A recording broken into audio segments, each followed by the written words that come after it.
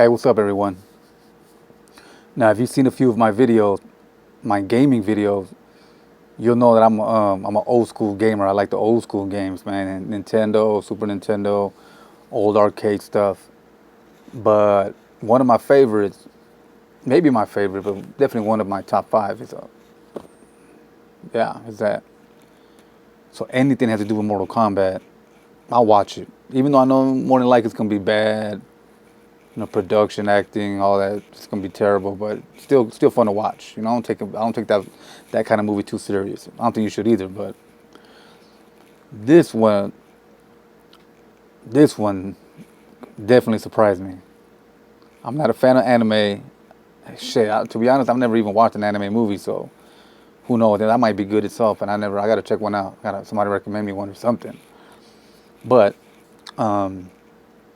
yeah, this first of all, this cartoon, it's so adult orientated, man. There's blood everywhere, blood and guts and decapitations and god damn, like Kill Bill ain't got shit on this little cartoon right here. It makes sense because Mortal Kombat, that's what it's known for. So if it hadn't went that route, really wouldn't make sense. But whoa, I didn't expect that much. Now, as far as the story, in my opinion, it's pretty much the 1995 movie all over again as a cartoon, right? But they changed a few things here and there, not too much, but a few things, enough to make it different. Especially because they focus more on a Scorpion. My favorite character is Sub-Zero, but they focus heavy on Scorpion, his background, his story, everything. It was pretty interesting too. He's almost like an anti-hero, bad guy, good guy kind of character. But yeah, I dug it. I like the story. I like everything about it. One thing in particular though that I don't like, and I wish they would have avoided it, but why can't they just make a movie, whether live action or a cartoon or whatever, animation, just follow the game. I mean, if you watch this, it's like an adventure movie. Like they go from place to place and all that, but it's hardly about the tournament. There's a few changes, something about a key they gotta find and all this kind of shit. Like what the fuck?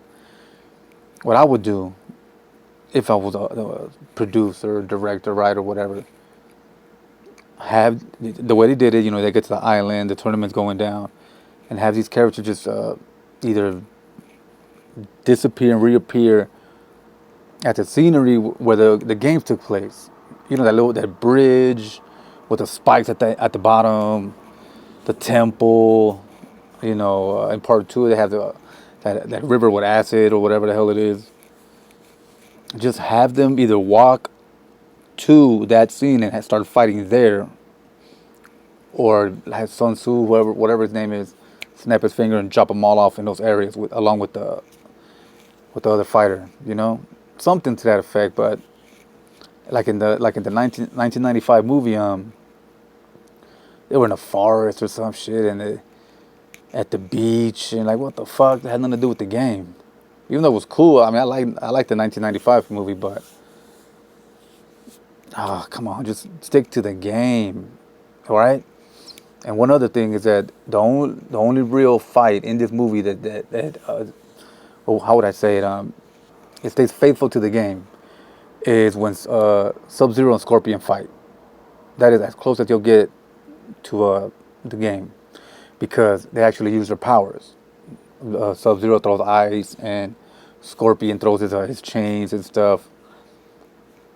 That is the only. Now I understand why Johnny Cage doesn't do his green balls or whatever, and he doesn't do that when he does that kick and you see that little trail or whatever of his image, that green trail. I understand why, because they're human, they don't have powers and all that. You could throw it into the story, man. You could throw that into the story, like what I would do if I was writing that story. Kind of borrow, inspired by Big Trouble in Little China. Yeah, where they If you've seen that movie, hopefully you have.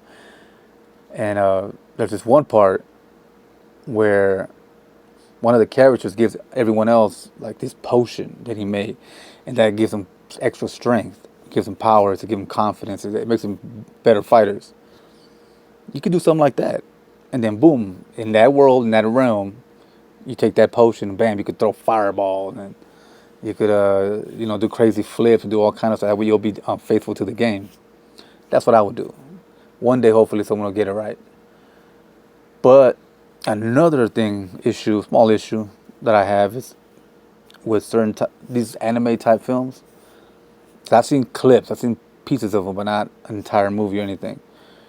It's the choppy animation. It's a very choppy animation. Like they skip way too many frames. I don't like that, especially with the shaky cam thing they do. When someone's fighting, the camera's all over the place and all that. Including the frame skipping, nah. It's kind of like, oh god, disorientating. Like, whoa, gotta take your eyes off the screen for a second.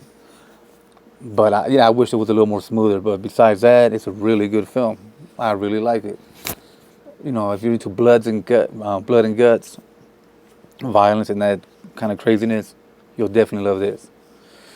So, from 1 to 10, I give it an 8. So, still good, still really worth watching. Go check it out.